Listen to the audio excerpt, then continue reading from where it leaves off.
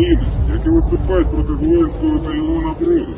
Ми готові віддавати наше життя за те, щоб наша батьківщина стала воістину незалежною і вільною від політиків, що знищує своє населення.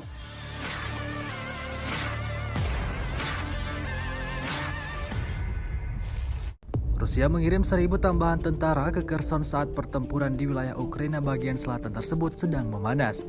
Bersamaan dengan hal itu, sebuah kelompok tertentu muncul di Ukraina yang menyatakan kesiapannya untuk melawan politisi dari lingkaran Zelensky dan pasukan Rusia. Rekamannya ramai beredar di media sosial Telegram pada Kamis 3 November 2022. Rekaman 41 detik itu memperlihatkan sekelompok tentara yang membentangkan bendera Ukraina dan membawa senjata.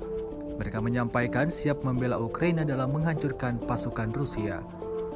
Selama invasi berlangsung, Rusia secara total melaporkan 330 pesawat Ukraina, 167 helikopter, 2.414 kendaraan udara tak berawak, serta sistem rudal anti pesawat dieliminir oleh pasukan Vladimir Putin.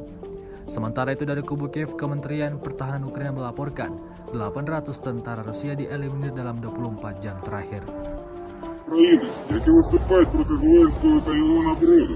Ми готові віддавати наше життя за те, щоб наша батьківщина стала воістину незалежною і вільною від політиків, що знищує своє населення на догоду своїм корисливим інтересам за вказівкою Заходу.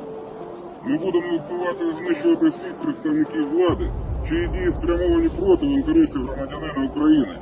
Російські окупанти тиснуть на фронтах. Ми будемо знищувати вас всередині країни. На ваших руках кров захисників вітчизни і невинних громадян, а в наших руках зброя відплати, яка з люттю буде обрушена на ваші голови. Слава істинним патріотам! Terima kasih sudah nonton. Jangan lupa like, subscribe, dan share ya.